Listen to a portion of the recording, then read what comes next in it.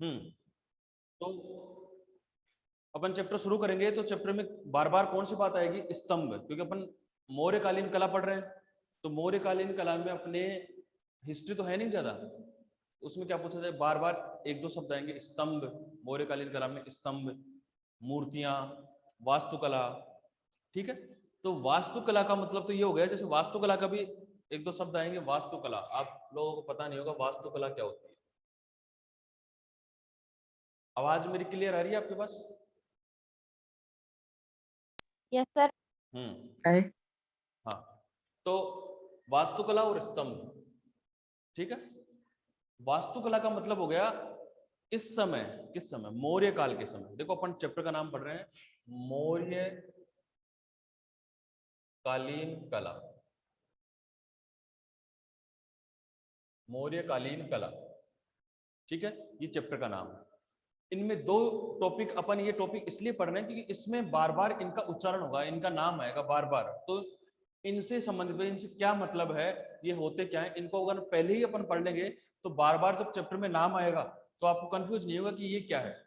ठीक है, तो देखो वास्तुकला का मतलब तो हो गया जो गुफाएं बनी हुई है, प्राचीन जितनी भी गुफाएं बनी हुई हैं, जिनकी गुफाओं में चित्र बने हुए हैं, अपने को इससे कोई मतलब नहीं है कौन सी गुफा में किसने बनवाई, किसके समय बनवाई, किस समय बना, वो अपने को कोई नहीं। अपने को सिर्फ गुफा से मतलब है कि गुफाओं में चित्र कौन से बने हुए हैं, मूर्तियां कौन सी बनी हुई है, गुफा किस तरह की बनी हुई है, ठीक है, डिजाइन उसकी।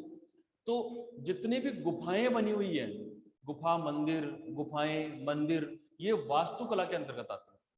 ठीक है, गुफाएं मंदिर, जैसे अपने ताजमहल है, ठीक है, तो कुतुब मीनार वगैरह जो भी है ये वास्तुकला के अंतर्गत आती है, जो भी प्राचीन समय में राजा महाराजाओं द्वारा बनाई गई थी, किले वगैरह, ये किसके अंतर्गत आती है? वास्तुकला के अंतर्गत। तो वास्तुकला का मतलब जब भी अपन पढ़े तो इसका मतलब गुफाएं या मंदिर स्थापत्य हो। ठीक है, इसके बाद में आता है स्तंभ। अब स्तंभ का मतलब ये हो गया कि एक ऐसा खंबा रूप, खंबे का रूप, जैसे खंबा होता है वैसा स्तंभ होगा। जैसे अपने खंबे बने होते हैं लंबे से खंबे, ऐसे खंबे बने होंगे, और खंबे के ऊपर जैसे ऐसे गोल आकृति में ऐसे खंबा है, लंबा खंबा है, ये जमीन में गड़ा हुआ है, जमीन में इसको गाड़ा हुआ है, और यहां भी डिजाइन से, जैसे डिजाइन बनाई हुई हो ऐसे, बहुत बार देखा होगा आपने, ऐसे खंबे होते हैं जो डिजाइन से शुरू हुए, ठीक है, सीधा नहीं बनाया ये वैसे। तो ये जो डिजाइन से बनाए हुए खंबे होते हैं, और फिर इनके ऊपर भी आकृतियां बनी हुई होती है। इनके ऊपर कैसे आकृतियां बन गई? जैसे इनके ऊपर इन्होंने क्या किया, यहां से ऐसे करके, ऐसे करके ये लो, यहां से ऐसे बना दिया, ठीक है, फिर यहां से ऊपर क्या किया, यहां से ऊपर इसके ऐसे ले गए, जैसे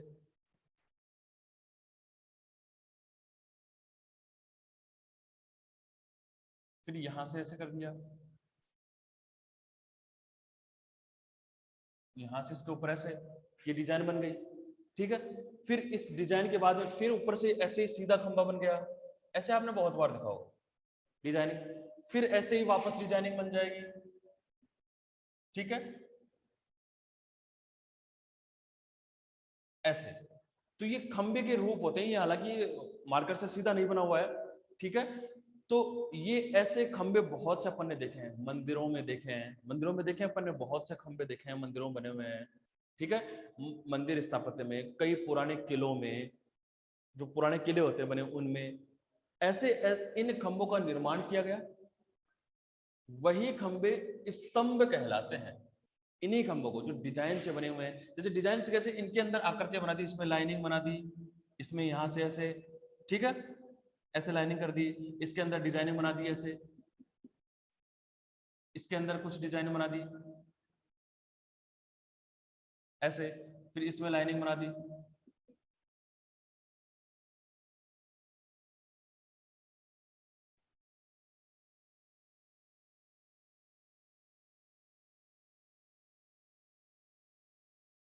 ऐसे। आपने बहुत बार देखा होगा ऐसे खंबे बने हुए होते हैं जिनमें डिजाइनिंग बनी हुई होती है, डिजाइनिंग का रूप बना हुआ होता है सारा, और ऐसे वो खंबे अपने को दूर से देखने में बहुत अच्छे लगेंगे। हालांकि ये जो आपको ये थोड़ा सा ऐसे इसलिए लग रहा होगा क्योंकि इसमें लाइनिंग का एक्यूरेसी ठीक नहीं है, थोड़ा सा, ठीक है, इस हिसाब से आपको, क्योंकि बराबर नहीं है, इधर ज्यादा थोड़ी इधर कम है, इसलिए आपको थोड़ा सा ऐसे थोड़ा अजीब सा लग रहा होगा। लेकिन ऐसी डिजाइनिंग के खंबे जो बने हुए होते हैं उनको ही अपन स्तंभ कहते हैं। और ये जो स्तंभ होते हैं ये पौराणिक काल में बहुत ज्यादा बने हुए हैं, बहुत ज्यादा। जैसे अपन आगे चल के पढ़ेंगे देलवाड़ा के मंदिर जो अपने सिरोही माउंट आबू में स्थित हैं। उन मंदिरों में क्या था कि ऐसे इतने खंबे बने हुए हैं जिनको खंबों का अजायब घर कहा जाता है। बहुत सारे खंबे, जैसे एक जगह तो 1444 खंबे बने हुए हैं ऐसे। और बीचों बीच महावीर बुद्ध की, सॉरी महावीर महावीर स्वामी की प्रतिमा है। जैन तीर्थकर महावीर स्वामी की प्रतिमा बनी हुई है। 1444 ऐसे खंबे बने हुए हैं पूरे मंदिर में। और कहीं से भी उस मूर्ति को अपन खड़े होकर देखेंगे तो कोई भी खंबा बीच में नहीं आएगा, वो मूर्ति ऐसे कैसे साफ दिखाई देगी अपने को। इस हिसाब से उन खंबों को बनाया गया है। तो ऐसे ऐसे इन खंबों का निर्माण जो किया गया है, ये जो खंबे बने हुए हैं इन खंबों को ही स्तंभ कहा जाता है। स्तंभ समझ में आ रहा है क्या? बोलो एक जना, समझ में आ रहा है? Yes sir. Very good. तो इसको कहें अपन स्तंभ कला। ठीक है, वास्तुकला का मतलब हो गया जैसे इन्हीं खंभों पर आधारित, इन्हीं खंभों पर आधारित कुछ, कैसे जैसे यहां पे एक और दिया अपन ने, कैसे यहां पे ऐसे,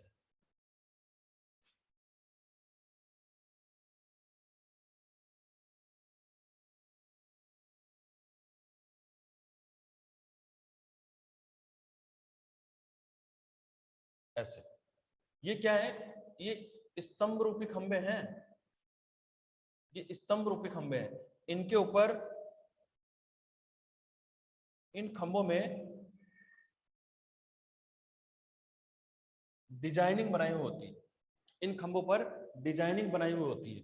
और वो डिजाइनिंग जो होती है वही अपनी चित्रकला की पढ़ने की बात होती है कि वो डिजाइनिंग किस तरीके से बनाई गई है, किस आधार पर बनाई गई है, उसी डिजाइन को अपन पढ़ते हैं। बस वही डिजाइन जो है वो श्रेष्ठ डिजाइन के रूप में मानी जाती है। और इन डिजाइनों के आधार पर ही अपन पढ़ेंगे आगे जाके कि किस आधार पर वो डिजाइन बनाई गई है, मौर्य काल में कैसे बनाई गई है, और मौर्य काल के जो कौन से चित्र हैं वो कैसे बनाए गए हैं, ये सब इसी में पढ़ेंगे अपन। ठीक है, ये सिर्फ आपको समझाने के लिए थोड़ा सा बनाया है मैंने।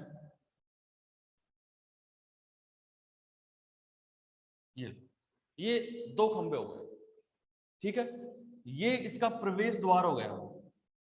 प्रवेश द्वार मतलब किसी को, व्यक्ति को, जैसे पहले क्या होते थे, जैसे मंदिर बनाया है, मंदिर श्रृंखला है, और मंदिर श्रृंखला में क्या किया गया है, मंदिर श्रृंखला में ऐसे प्रवेश द्वार बना दिया शुरू में, स्टार्ट में ही ऐसा प्रवेश द्वार बना दिया शुरू में, जिसको गेट का मुख्य प्रवेश द्वार कहा जाता है। और इस साइड में और इस साइड में दीवारें बना दी गई, और दीवारों पर भी डिजाइन ऐसे नहीं है, जैसे ये दीवार मान लो, यहां से ये दीवार है इसकी, तो ये दीवार पर क्या किया इन्होंने, ऐसे कुछ इस रूप में डिजाइनिंग बना दी।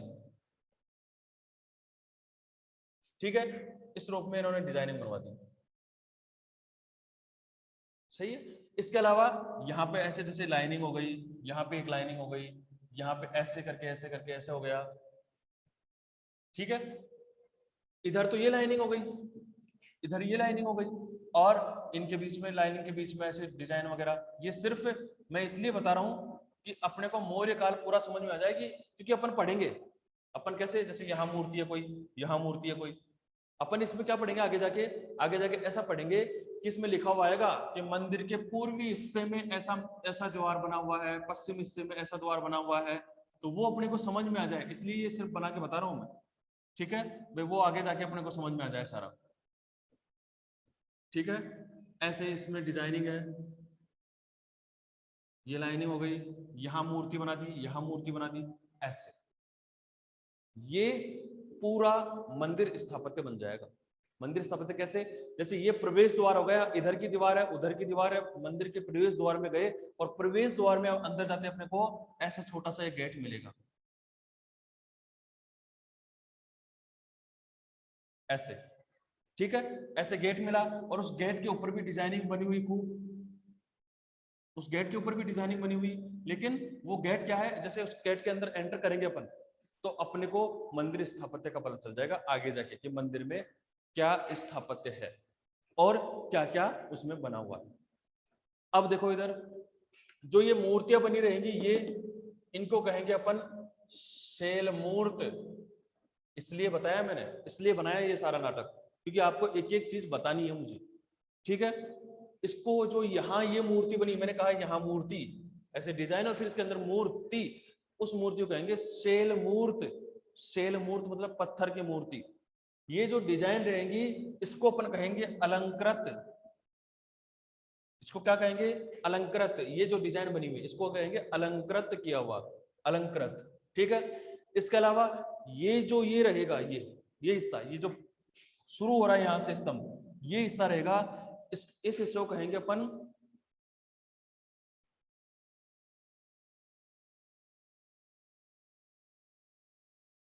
परछाई।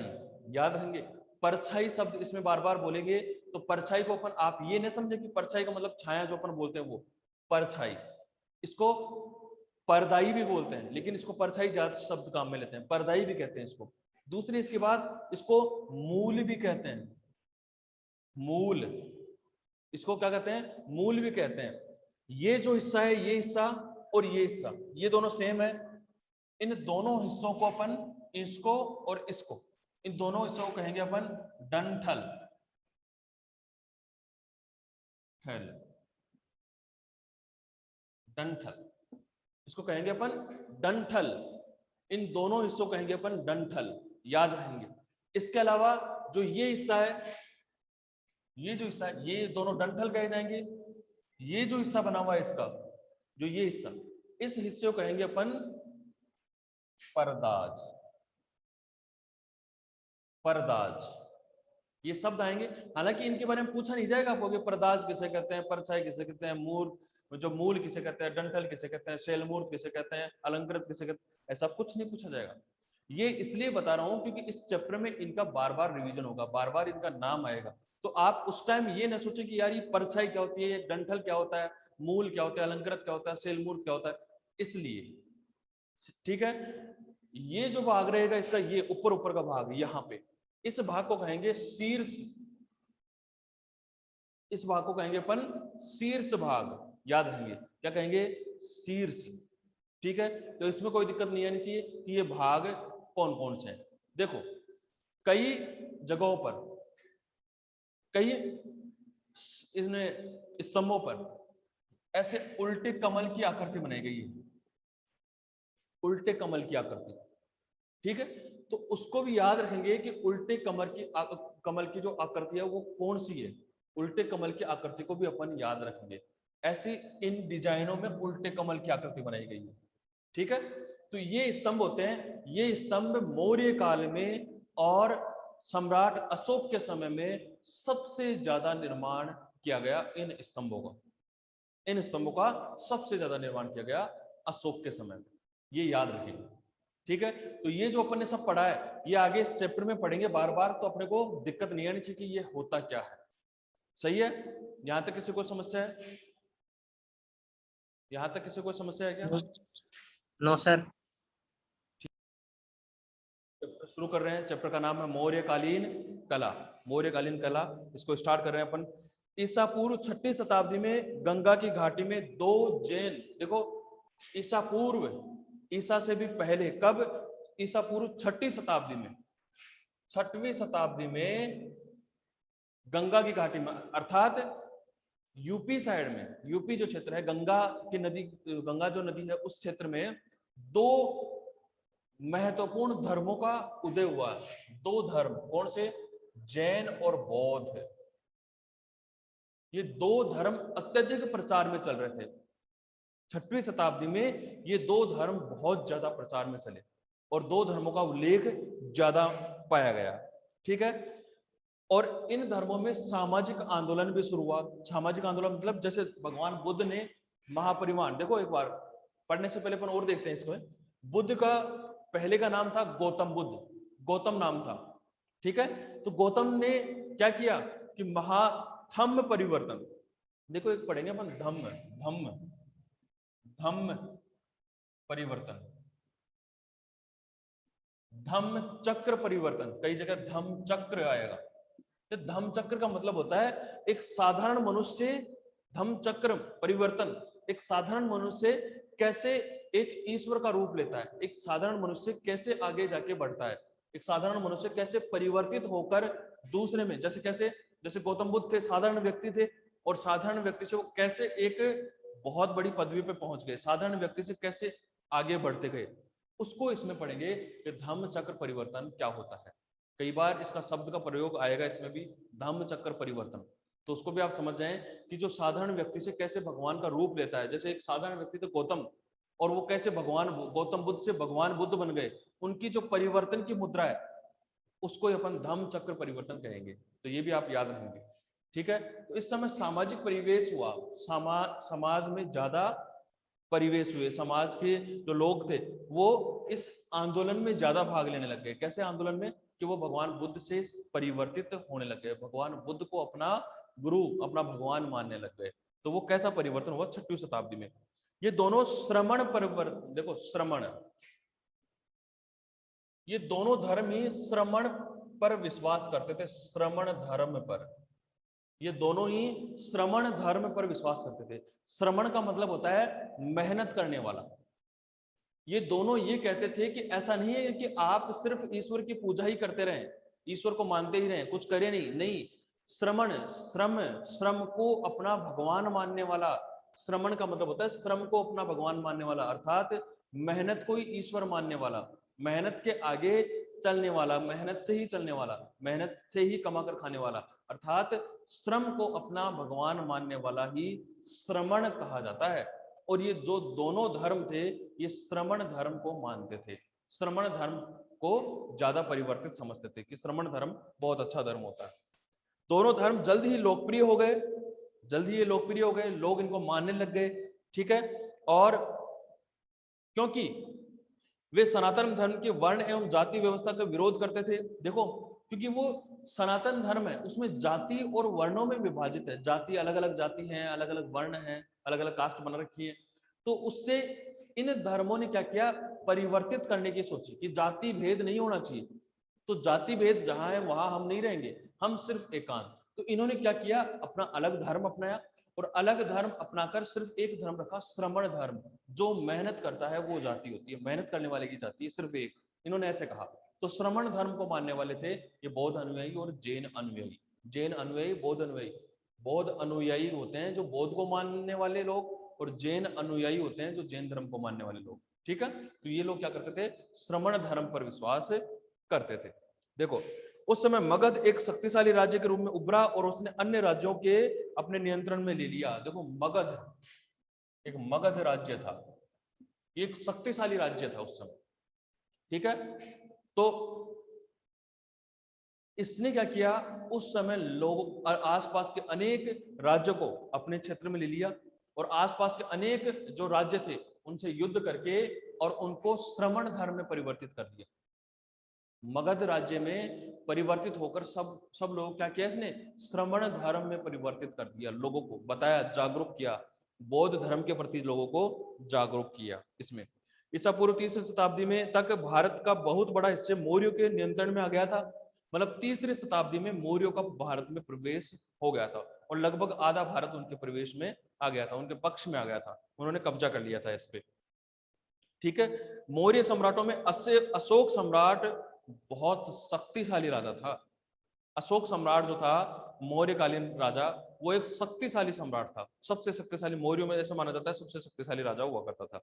ईसा पूर्व 3री शताब्दी में श्रमण परंपरा को संरक्षण दिया, और 3री शताब्दी में अशोक ने क्या किया, श्रमण धर्म को मानने वाले लोगों को संरक्षण दिया, अपने क्षेत्र में बुलाया, अपने राज्य में बुलाया, और लोगों को उनको जागरूक किया, धर्म के प्रति जागरूक किया, ठीक है, लोगों को धर्म के प्रति जागरूक किया। इसी प्रकार पूजा के अनेक रूप विद्यमान थे, तथापि इनमें से बौद्ध धर्म सबसे अधिक सामाजिक और धार्मिक रूप में लोकप्रिय हो गया। और यहाँ यक्ष पूजा बौद्ध धर्म के आगमन से पहले और उसके बाद भी काफी लोकप्रिय रही। देखो, एक नाम आ रहा है इसमें, यक्ष, यक्षिणी, यक्ष, यक्षिणी।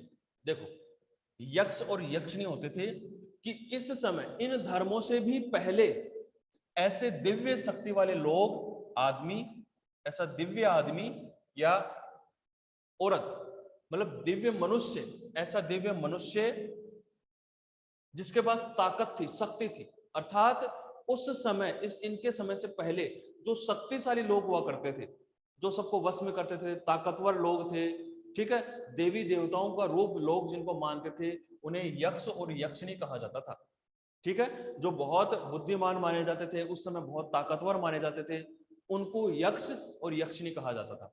धीरे धीरे परिवर्तित होकर राजा और रानियों को भी यक्ष और यक्षिणी कहा जाने लगा, राजा और रानी को यक्ष और यक्षिणी कहा जाने लगा, और इनकी अनेकों मूर्तियां बनाई गई, इनकी अनेकों मूर्तियां, जैसे मथुरा के क्षेत्र में इनकी लाखों मूर्तियां प्राप्त हुई है, मथुरा में, यूपी मथुरा में, यक्ष और यक्षिणी की। तो लोग इनकी यक्ष और यक्षिणी की पूजा कर रहे थे, और बीच में ही आ गए कौन, जैन और बौद्ध धर्म। तो बौद्ध धर्म और जैन धर्म को भी ये लोग क्या करे, मानने लग गए और श्रमण परंपरा पर विश्वास करने लग गए। तो दोनों धर्म चलते रहे, श्रमण परंपरा वाले और यक्ष यक्षिणी वाले। तो लोग क्या करे, यक्ष और यक्षिणी की भी मूर्तियां बनाना शुरू कर दिए, और यहाँ के बाद में फिर बौद्ध धर्म के भी मूर्तियां बनना शुरू हुई। देखो, जब अशोक आया था उससे पहले, अशोक तक भगवान बुद्ध के सिर्फ जो चिन्ह होते थे, चिन्ह, भगवान बुद्ध के जो सिर्फ चिन्ह होते थे, उन चिन्हों का ही चित्र बनाता था। कैसे, जैसे पैर के निशान का चिन्ह, पैर के निशान का चिन्ह होता है, कमल के फूल का चिन्ह होता है, ऐसे भगवान बुद्ध के चिन्हों को ही बनाया जाता था, मूर्तियां नहीं बनाई जाती थी पहले, मूर्ति पूजा में विश्वास नहीं था। लेकिन धीरे धीरे परिवर्तन हुआ, और बौद्ध धर्म में भगवान बुद्ध की भी अनेकों मूर्तियां बननी शुरू हो गई, जो अपने को मथुरा क्षेत्र में बहुत सारी मिलती हैं। सही है, यहां तक किसी को कोई प्रॉब्लम है क्या, पहले ये बताओ। तो यक्ष यक्षिणी का नाम जहां भी आए, अपन बहुत बार ऐसा आएगा कि इस यक्ष, चामर ग्रहणी यक्ष की मूर्ति, फलाना यक्ष की मूर्ति, यक्षिणी की प्रतिमा, दीदारगंज यक्ष की प्रतिमा, ऐसे यक्ष और यक्षिणी का नाम बहुत बार आएगा इस चैप्टर में। तो आप समझ जाना कि यक्ष यक्षिणी का मतलब यह तो दिव्य पुरुष, कोई शक्तिशाली पुरुष था या शक्तिशाली स्त्री थी, ठीक है, या फिर कोई राजा महाराजा थे जिनका चित्रांकन, जिनका मूर्तांकन किया गया है, मूर्तियां बनाई गई है, ठीक है। तो ये आप लोग यहां तक याद रखेंगे। इसके बाद में देखो,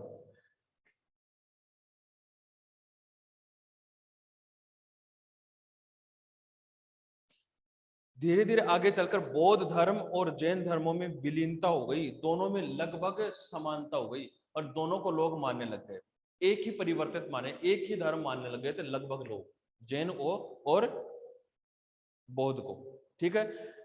तो देखो, इस समय श्रमण परंपरा के लिए अनेक गुफाओं का निर्माण किया गया, जो विहार गुफा होती थी। देखो, दो प्रकार की गुफाएं होती थी, जो अपन आगे चल के अजंता में पढ़ेंगे, क्योंकि अजंता में दो प्रकार की गुफाएं हैं, एक विहार गुफा और एक होती थी, देखो अजंता में दो प्रकार की गुफा होती थी अजंता में। लेकिन अजंता की बात अपन यहाँ, अजंता की बात नहीं कर रहे अपन, यहाँ पे मौर्यकालीन गुफाओं की बात कर रहे हैं। तो अजंता में अपन पढ़ेंगे दो प्रकार की गुफाएं थी, ठीक है। तो यहां सिर्फ एक ही प्रकार की गुफा बनी है, जिसका नाम था विहार गुफा। यहाँ पे सिर्फ एक ही प्रकार की गुफा बनी थी, विहार। और विहार गुफाएं क्या होती थी, कि विहार गुफाएं वो होती थी जिसमें बौद्ध भिक्षु, जो बौद्ध भिक्षु होते थे, ठीक है, वो निवास करते थे। जो बौद्ध भिक्षु, जैसे बुद्ध के जो अनुयायी थे, बुद्ध को जो मानने वाले थे, वो लोग क्या करते थे, वो बुद्ध को मानने के लिए वो जगह जगह दक्षिणा के लिए जाते थे, पूजा पाठ करते थे, लोगों को धर्म के प्रति उजागर करते थे, धर्म का प्रवचन देते थे, ठीक है। तो लोगों को ऐसे उजागर करने का काम था किसका, बौद्ध धर्म के अनुयायियों का, जो बौद्ध धर्म को मानते थे उनका। इन्होंने क्या किया, बौद्ध धर्म को माना, तो बौद्ध भिक्षु कहलाए, बौद्ध का प्रचार प्रसार किया, इसलिए इनको बौद्ध भिक्षु कहने लगे। तो ये बौद्ध भिक्षु कहाँ निवास करेंगे, ये इनके लिए सम्राट अशोक ने गुफाओं का निर्माण करवाया, तो उन गुफाओं को विहार गुफा कहा जाता था। याद रखें, जहां बौद्ध भिक्षु निवास करते थे उनको विहार गुफा कहा जाता था। कोई दिक्कत है क्या, कोई समस्या नहीं है।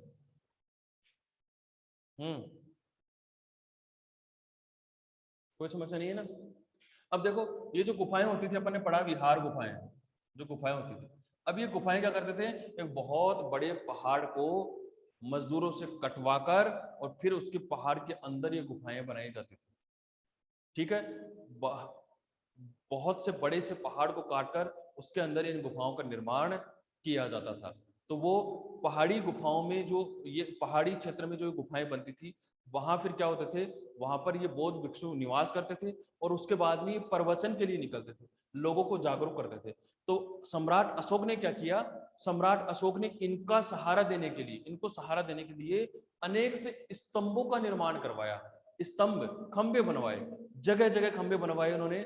और खंबे बनवाकर उन्होंने क्या किया कि खंभों के ऊपर पशुओं की आकृति बनाते थे। जैसे एक कोई खंभा बना दिया इन्होंने, बहुत अच्छा डिजाइनदार खंभा बना दिया, फिर यहाँ पे ये गोलाई कर दी इन्होंने और गोलाई करके इस खंभे पे, और यहाँ फिर किसी एक पशु की आकृति इन्होंने बना दी।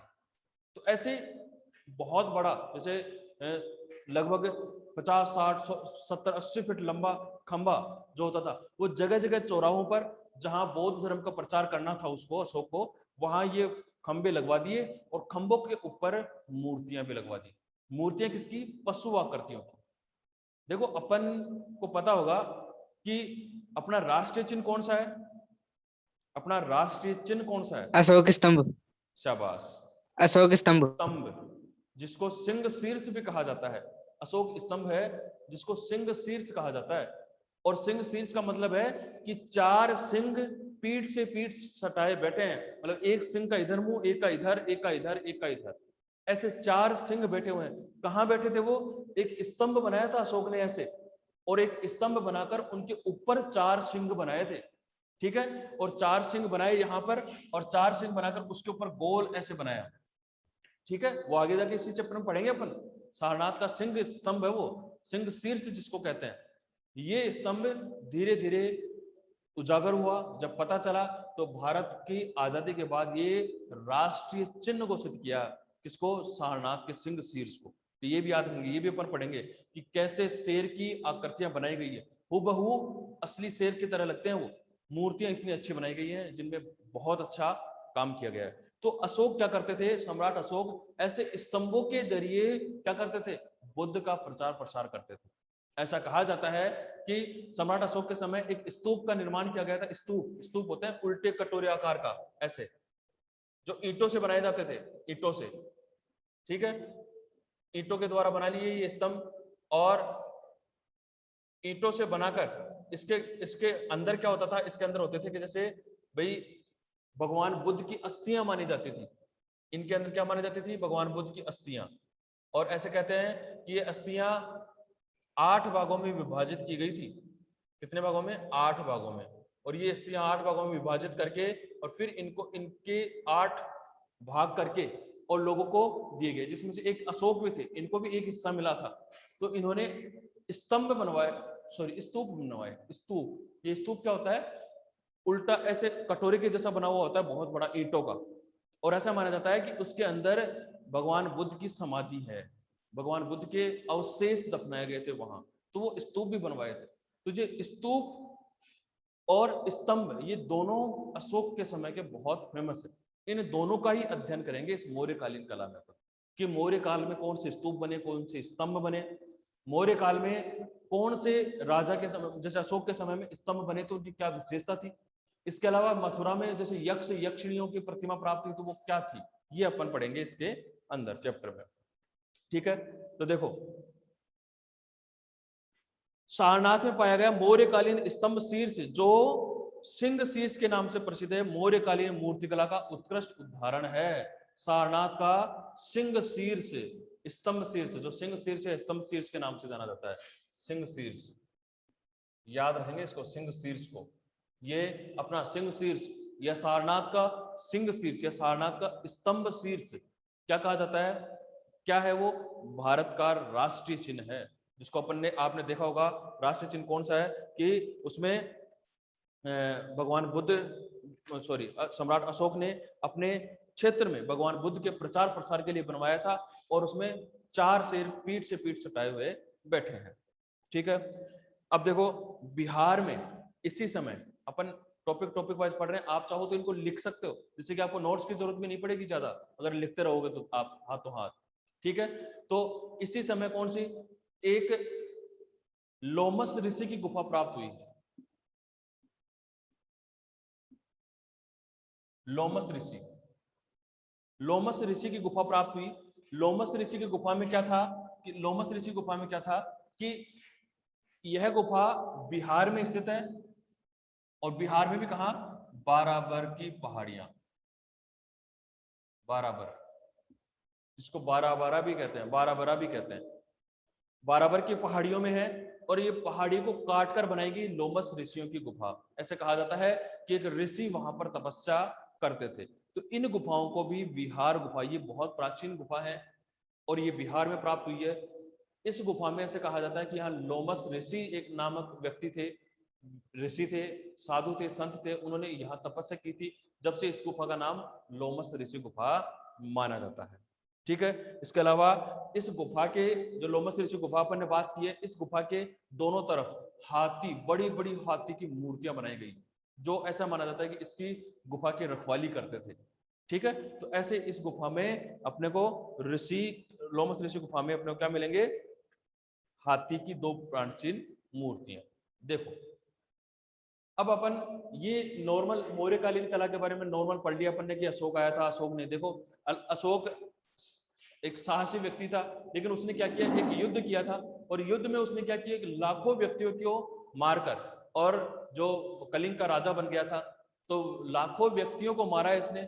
इसका अफसोस करने के लिए, इसका प्रायश्चित करने के लिए, भाई लाखों लोग मरे थे, तो जब ये लाखों लोग मरे और ये खुद वहां का राजा बन गया, तो राजा के हिसाब से इसने सोचा कि यार मैंने जीव हत्या बंद कर रखी है, और फिर भी मैंने लाखों व्यक्तियों को मार दिया, तो उन लाखों व्यक्तियों को प्रायश्चित करने के लिए इन्होंने क्या किया, भगवान बुद्ध की श्रमण प्रक्रिया को, श्रमण धर्म को अपनाया, भगवान बुद्ध की।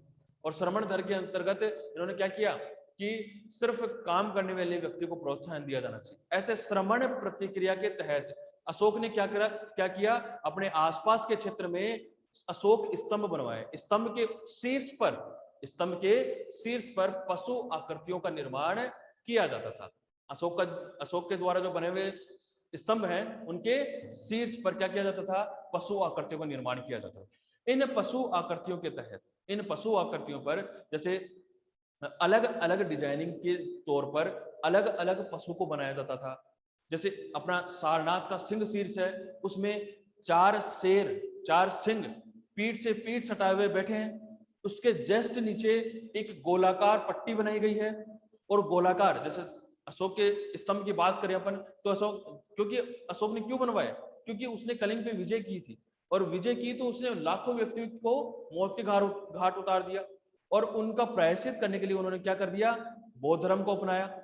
और बौद्ध धर्म को अपनाया तो उसने सोचा कि मैं कुछ प्रायश्चित कर सकूं, मैं कुछ धर्म को मान सकूं, इसलिए उन्होंने क्या किया, बौद्ध धर्म को प्रायश्चित करने के लिए बौद्ध धर्म को अपनाकर बौद्ध धर्म से संबंधित स्तंभ बनवाए, भगवान बुद्ध का प्रचार। और इससे भगवान बुद्ध का प्रचार क्यों हुआ, क्योंकि इस समय भगवान बुद्ध को चिन्ह के रूप में पूजा जाता था, भगवान बुद्ध की मूर्ति नहीं बनाई जाती थी, सिर्फ चिन्ह के रूप में पूजा जाता था। जैसे किसी जानवर का चिन्ह, जैसे जानवर, जैसे हाथी, पशुओं का, इनका अंकन किया जाता था, और भगवान बुद्ध की पूजा अर्चना की जाती थी, इसके तहत ही, सिर्फ चिन्ह के तहत ही। ठीक है, जिसको देखो, इन जो ये बुद्ध वगैरह के जो चित्र बनाए जाते थे, पहले मूर्ति बनाई जाती थी, ये बाद में शुरू हुई, अशोक के समय नहीं। तो अशोक ने क्या, इनके चिन्ह प्रक्रिया पर ही काम किया। अब देखो, अशोक ने जब शुरू कर दिया, तो इसमें क्या हुआ कि जैसे सिंह शीर्ष बने, और शीर्ष के नीचे क्या बनाया, इन्होंने पट्टी बनाई एक, और पट्टी के अंदर क्या बनाया, पशुओं की आकृति बनाई। और पशुओं की आकृति जैसे 4 पशु बनाए, हाथी, शेर और हिरण। हाथी, शेर और हिरण, 3 आकृतियां ये थी, हाथी, शेर और हिरण। हाँ, तो देखो, जैसे ये सिंह शीर्ष था, ये है, तो इसके यहाँ शेर के चित्र बने हुए हैं, शेर की मूर्तियां बनी हुई, तो यहाँ ऐसे गोलाई, गोलाई में एक वो बना हुआ है, ऐसे गोलाई में, और यहाँ शेर बना। तो इस गोलाई जो पट्टी है, इस गोल पट्टी, इसके अंदर हाथी, शेर, हिरण और घोड़े का मूर्ति शिल्प बनाए गए। इन 4 के मूर्ति शिल्प बनाए गए, और चारों के बीच में से गोल चिन्ह बनाए गए। जिसको अशोक चक्र कहा जाता है, जो अपने तिरंगे के अंदर माना जाता है अशोक चक्र। और इसमें लगभग 24 आरे हैं। कितने आरे हैं? 24 आरियां बनी हुई है, ऐसे लाइनिंग बनी हुई है, 24 आरे बने हुए हैं। और ऐसा माना जाता है कि अशोक ने उस समय धर्म चक्र, जैसे धम्म चक्र अपन ने पढ़ा था भगवान बुद्ध का, उसको दिखाने के लिए इस चक्र का निर्माण किया था, इस चक्र को बनवाया था। तो ऐसे अशोक स्तंभ जो बने हुए थे, उन स्तंभों पर जो आकृतियां बनी हुई थी, जो सिंह शीर्ष बना था, उसके नीचे एक पट्टी सी बनी हुई थी गोल, उस पट्टी पे 4 पशु आकृतियां, हाथी, ये याद रखेंगे, ये पूछा जाता है इसलिए बार बार बोल रहा हूं मैं, हाथी, घोड़ा, हिरण और शेर, ये 4 आकृतियां इस पे बनाई गई। और चारों आकृतियों के बीच में चारों तरफ 4 क्या बनाए गए? चक्र बनाए गए, जिसको अशोक चक्र कहा जाता है। ठीक है, जो अपने तिरंगे में जिसको लिया गया है अशोक चक्र को। इस अशोक चक्र में 24 आरे बताए गए हैं, 24 आरियां बनाई गई, इसमें आरे बनाए गए, लाइनिंग बनाई गई। ठीक है, तो ऐसे सिंह शीर्ष और सारनाथ शीर्ष के बारे में कल पढ़ेंगे अपन। कि सारनाथ, अपन ने बेसिक नॉलेज आज सारा ले लिया है इसका, कल से सिर्फ अपन पढ़ेंगे सारनाथ का सिंह शीर्ष में क्या क्या बना हुआ है। और सारनाथ सिंह शीर्ष के बाद में फिर अपन पढ़ेंगे कि दीदारगंज बिहार से यक्षिणी की प्रतिमा प्राप्त हुई है, उस यक्षिणी की प्रतिमा में क्या है। ऐसे अपन आगे पढ़ते जाएंगे। अब आप में आपको यहां तक किसी को कोई समस्या है तो बोलो।